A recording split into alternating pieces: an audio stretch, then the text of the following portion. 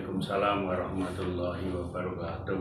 Alhamdulillah, gimana kabarnya Bapak? Alhamdulillah baik dan insya Allah selalu sehat. Alhamdulillah.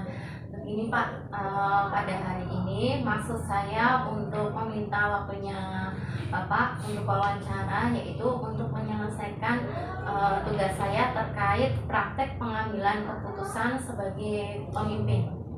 Iya, monggo. Langsung saja nih Pak ya. Iya. Yang pertama, bagaimana Bapak dalam mengidentifikasi kasus-kasus yang merupakan dilema etika atau rujukan moral?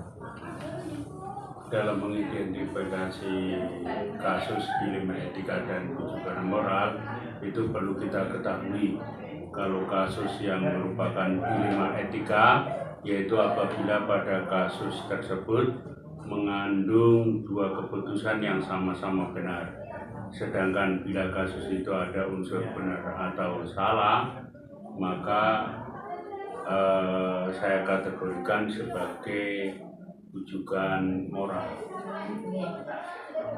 Terus untuk selama ini Pak, bagaimana Bapak menjalankan pengambilan keputusan di sekolah Bapak, terutama untuk kasus-kasus di mana ada dua kepentingan yang sama-sama benar atau sama-sama mengandung nilai kebajikan Pak? Oh ya, untuk kasus-kasus yang sama-sama benar, di mana kepentingannya juga sama-sama benar, maka saya mengambil keputusan dengan melibatkan kebermanfaat bagi siswa atau bagi murid, karena kita keputusan itu semuanya harus berpihak pada murid atau pada siswa.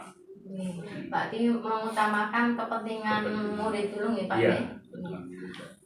Untuk langkah-langkah atau prosedur seperti apa yang biasanya Bapak lakukan selama ini?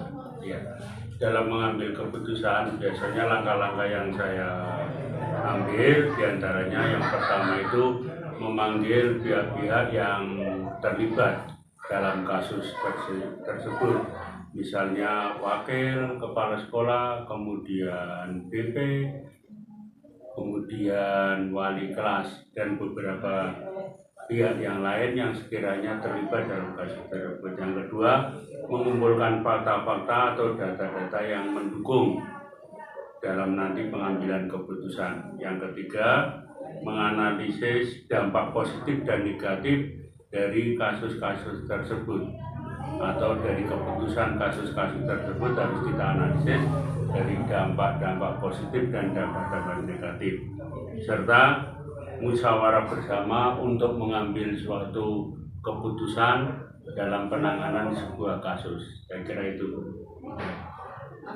Untuk hal apa saja yang selama ini Bapak anggap efektif dalam pengambilan keputusan pada kasus-kasus dilema etika Pak? Iya. Dalam pengambilan sebuah keputusan, bagaimanapun keputusan yang harus kita ambil nantinya harus berpihak pada murid dan juga mempunyai dampak positif bagi semuanya, baik itu murid, guru maupun lingkungan sekolah dan lain sebagainya. Jadi semacam itu. Yang utama yaitu berpihak pada murid, kemudian mempunyai dampak positif pada semua pihak. Saya kira itu. Ya Pak, yang pertama tadi untuk yang terpenting untuk murid, terus untuk bermanfaatan bersama pada sekolah nih Pak ya. Selanjutnya, hal-hal apa saja yang selama ini merupakan tantangan dalam pengambilan keputusan pada kasus-kasus dilema etika yang Bapak tangani? Tantangan-tantangan yang terjadi ketika pengambilan keputusan pada kasus dilema etika yaitu pasti akan menemui pihak-pihak yang mendukung dari keputusan tersebut dan pihak-pihak yang menentang. Untuk pihak-pihak yang mendukung, otomatis saya beri motivasi supaya tetap mendukung dalam keputusan itu. Kemudian untuk pihak-pihak yang menentang, insya Allah kami berikan penjelasan, beberapa penjelasan dengan berbagai macam cara supaya bisa memahami tentang keputusan yang kami ambil. Saya kira demikian. Oke, jadi tetap ada penanganan ya Pak ya. Terus apakah Bapak memiliki sebuah jadwal tertentu dalam sebuah penyelesaian kasus dilema etika? Apakah Bapak juga langsung menyelesaikannya di tempat atau memiliki sebuah jadwal untuk menyelesaikannya? Kalau misalkan ada jadwal, bentuk atau prosedur seperti apa yang Bapak jalankan? Iya, jadi dalam penyelesaian kasus yang termasuk dilema etika, kemudian saya memiliki sebuah jadwal untuk menyelesaikan, dan saya tidak mungkin akan kita selesaikan secara langsung di tempat itu. Oleh sebab itu nanti kami membuat time schedule bersama dengan tim biasanya terdiri dari kepala sekolah, kemudian para wakil, kemudian saya melibatkan dari BP, saya kira, dan kalau itu berkaitan dengan siswa berarti dengan wali kelas dan lain sebagainya.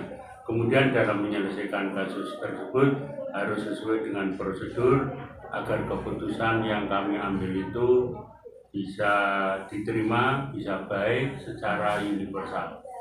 Saya kira itu. Tadi tetap ada jadwalnya nih Pak Tetap. untuk menyelesaikan untuk mengambil keputusan itu, dan nantinya dibentuk sebuah tim juga. Ya. Adakah seseorang Pak atau faktor-faktor apa yang selama ini mempermudah atau membantu Bapak dalam pengambilan keputusan dalam kasus-kasus dilema etika?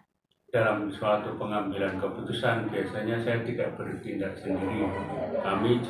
Saya utamanya biasanya mempertimbangkan dan mohon bantuan pada wakil-wakil saya, misalnya wakil kurikulum, wakil kesiswaan, wakil humas, wakil sarpras, dan tidak ketinggalan mesti saya melibatkan pihak BP, dan yang lebih penting lagi melibatkan beberapa guru senior. Maksud saya guru senior itu guru yang dituakan di sekolah tersebut, gitu. Saya kira itu, Bu. Tadi tetap ada kerjasama dengan warga sekolah, terutama dari guru senior, terus wakil-wakil juga, sama BK-nya juga nih Pak. Iya. Yang terakhir Pak, dari semua hal yang tadi Bapak sampaikan, pembelajaran apa yang dapat Bapak petik dari pengalaman Bapak mengambil keputusan dilema etika? Hikmah yang bisa saya ambil dari pengalaman mengambil keputusan terhadap kasus yang termasuk dilema etika itu, jika kita mengambil keputusan yang berpihak pada murid atau siswa, pasti akan menghasilkan keputusan yang terbaik. Kemudian dan didukung oleh semua pihak. Saya kira itu. Terima kasih Bapak. Ini sangat bermanfaat banget buat saya untuk kedepannya juga. Semoga keputusan-keputusan yang sudah pernah Bapak ambil jadi keputusan yang terbaik di sekolah nih Pak. Matur nuwun sangat Pak. Sama-sama. Nanti lain waktu bisa untuk berdiskusi lagi nih Pak. Assalamualaikum warahmatullahi wabarakatuh. Waalaikumsalam warahmatullahi wabarakatuh.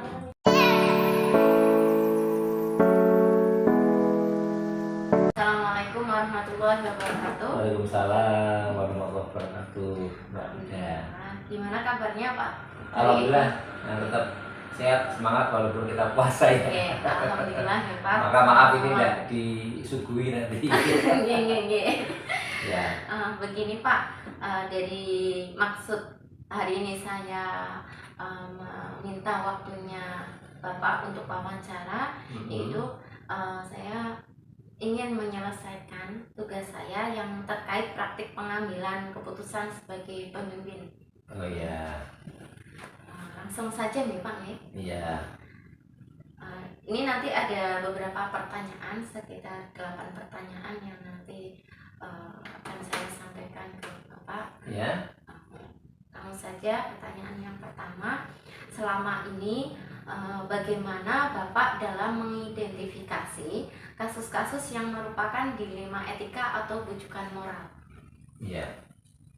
Jadi ini fokusnya tentang dilema etika ya, khususnya yang ada di SD Negeri 1 APAP. Ya. untuk di sekolah ini memang banyak sekali Mbak kasusnya. Ya. Entah itu tentang kebijakan-kebijakan atau problemnya banyak hal. Ya, dengan ada kasus dengan pengaduan orang tua, ya, atau kasus-kasus yang kaitannya dengan kedinasan tagihan-tagihan itu. Tapi untuk ini kita ambil aja yang fokus tentang pembelajaran ya, hasil pembelajaran, terutama kasus bagaimana kita untuk menyikapi waktu ada kenaikan. Ya, biasanya guru-guru itu punya problem di akhir tahun ajaran, di mana setelah itu wah, anak ini harus naik atau tidak, ya begitu kan. Padahal di KKM-nya itu ini dalam artian lebih rendah dari KKM nilainya. Tapi di satu sisi guru ini orang menggapi ya Pak ya. Karena apa? Ini Pak anaknya paling besar. Terus di samping itu dia itu aktif loh Pak, ikut pramuka. Saya ikut apa? Ada kontribusi untuk sekolah. Maka ini yang kita lakukan memang bagaimana anak itu juga biar akhirnya naik misalnya begitu. Arti tadi kasus yang utama itu di siswa pas kenaikan kelas niku. Iya. Yang merupakan Harusnya ini KKM-nya kok di bawah standar, Iya. tapi guru itu bingung harus naik, maka kita harus pertimbangkan dengan baik. Biasanya kita juga bawa ini Mbak ke forum rapat penentuan kenaikan namanya. Itu guru-guru bisa menyampaikan argumentasinya. Misalnya kelas 4 itu dari guru kelas 3, kelas 2 memberikan masukan, oh iya kan dia tapi tetap rajin anaknya dan sebagainya. Jadi tetap ada pertimbangan-pertimbangan. Iya, untuk itu memutus. dilema itu kita selesaikan akhirnya secara musyawarah juga. Iya, sama warga sekolah. Iya, betul. Yang selanjutnya, selama ini bagaimana Bapak dalam menjalankan pengambilan keputusan di sekolah, terutama untuk kasus-kasus kalau ada dua kepentingan yang sama-sama benar atau sama-sama mengandung nilai kebajikan? Oh iya, itu akhirnya terjawab dari pertanyaan yang pertama sebenarnya ya. Untuk menjawab itu kami selalu, walaupun selalu kepala sekolah, tidak ambil sikap ya udah ini kamu boleh dinaikkan aja, ini ya enggak. Tapi tadi Mbak, melalui prosedur kita ajak teman-teman untuk rapat dan menganalisa dari nilai anak, sikap anak, sampai masalah tanggung jawabnya, bahkan melibatkan guru yang lainnya, tidak hanya wali kelas saja. Jadi kita musyawarahkan. Jadi tetap melalui prosedur dan musyawarah dengan Betul, baik guru. ya. Untuk langkah-langkah atau prosedur seperti apa yang Bapak lakukan selama ini? Seperti tadi musyawarah gitu. Iya, betul. Iya, caranya begitu. Misalnya ada problem di antara guru, nah kita ambil waktu yang tepat. Kapan-kapan kita ketemu bareng, terus mengambil solusi terbaik. Gitu. Terus hal-hal apa saja yang selama ini Bapak anggap efektif dalam pengambilan keputusan pada kasus-kasus dilema etika?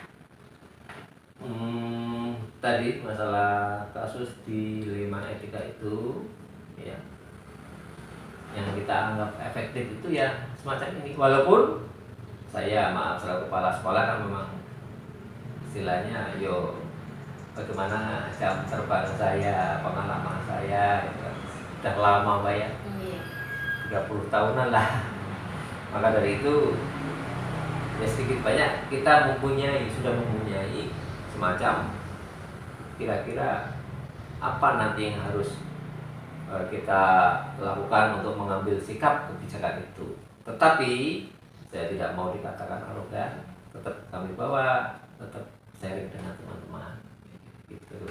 Tapi tetap walaupun Bapak sebagai selaku kepala sekolah sudah Iya. lama pun harus tetap Iya. ada komunikasi. Tapi kalau dengan ada yang sesuatu ya kita giring lah, kita giring. Iya. Nah, agar mereka juga Mengarahkan latihan. nih, Pak. Betul, betul. Oke. Terus hal-hal apa saja yang selama ini merupakan tantangan dalam pengambilan keputusan pada kasus-kasus yang merupakan dilema etika bagi Bapak? Tantangan. Iya, tantangan. Tantangannya itu ya tadi misalnya dalam lihat suatu kasus ini ada pihak yang lain, kita kan misalnya kan banyak orang, misalnya satu sini ini gurunya 12 ya.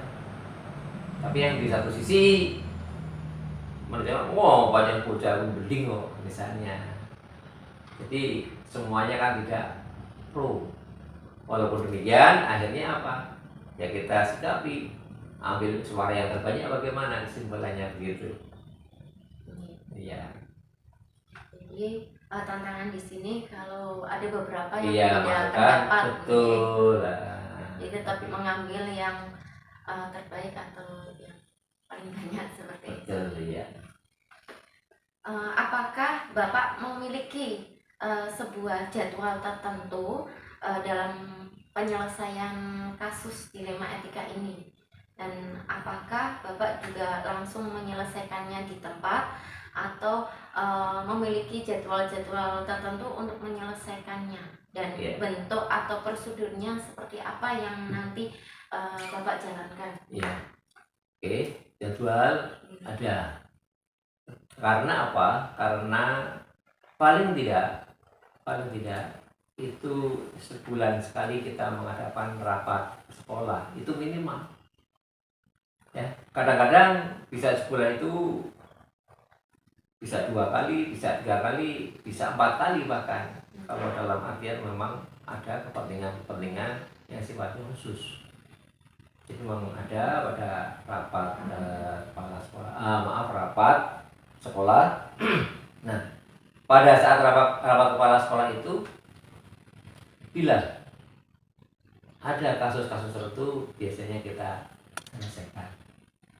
Dan kasus yang penting tadi misalnya tentang kenaikan, berarti ya jatuhnya pada akhir tahun kita sediakan waktu untuk rapat kenaikan kelas gitu, Pak.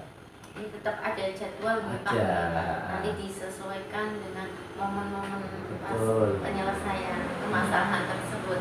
Ya. Adakah seseorang atau faktor-faktor apa yang selama ini mempermudah atau membantu Bapak dalam pengambilan keputusan dalam kasus-kasus dilema etika? Iya. Di sini ada beberapa personal ya, tapi ya ada yang senior dan ada yang baru. Tentunya banyak rekan-rekan kita yang senior ini selalu kita ajak apabila kita ada suatu permasalahan. Jadi ada Mbak di sini, ada Bu Marcina, ada Pak Hamid, ada Bu Neti, ada Bu Ida, yang itu bisa kita jadikan sebagai teman untuk menyelesaikan masalah dilema-dilema kaitan dengan masalah sosial ini. Jadi tetap ada yang membantu, terutama rekan-rekan guru yang senior. Iya, betul. Yang terakhir Pak, pertanyaan yang terakhir, dari semua hal yang tadi Bapak sampaikan, pembelajaran apa yang dapat Bapak petik dari pengalaman Bapak dalam mengambil keputusan dilema etika? Jadi pembelajaran memang setiap saat yang namanya kita harus belajar sampai kita tahu, sampai yang ngelah pun isi nauri. Artinya kan tidak ada batasan waktu untuk kita belajar. Memang dalam hal ini pun kami belajar dalam arti apa? Setelah kita ada kasus terus mencari pemecahannya, kadang-kadang pemikiran saya yang ini harusnya A, setelah kita bareng-bareng musyawarah dengan para senior tadi, ternyata jawabannya bisa L, bisa M dan sebagainya. Itu kayaknya begitu kan.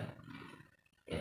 Dan itu pun akhirnya pembelajaran bahwa saya pun kadang-kadang tidak memiliki kebijakan yang baik, maka harus mendengarkan orang lain juga.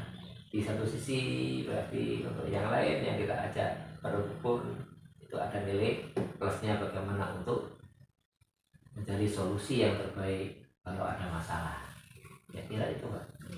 Jadi intinya dalam pengambilan sebuah keputusan itu harus tetap ada komunikasi, ada diskusi dengan sama warga sekolah nih Pak. Ya, karena kan pandangan seseorang itu mungkin berbeda dengan pandangan orang lain juga dalam mengambil sikap maupun mengambil kebijakan. Ya. Mungkin terima kasih ya Pak, sudah berbagi pengalaman dengan saya. Pastinya ini sangat bermanfaat banget buat saya ke depannya. Semoga di lain waktu nanti bisa diskusi kembali sama Pak Haris. Dengan senang hati Mbak. Ya, monggo. Nanti bila ada sesuatu yang perlu kita diskusikan, kita bisa bareng-bareng. Yang penting kita di dalam seorang pendidik bisa memberikan bahwa dunia pendidikan itu lebih baik. Dan selamat buat Mbak Ida yang terpilih jadi CGP ya. Iya, alhamdulillah. Ya, semoga sehat selalu dan tetap semangat.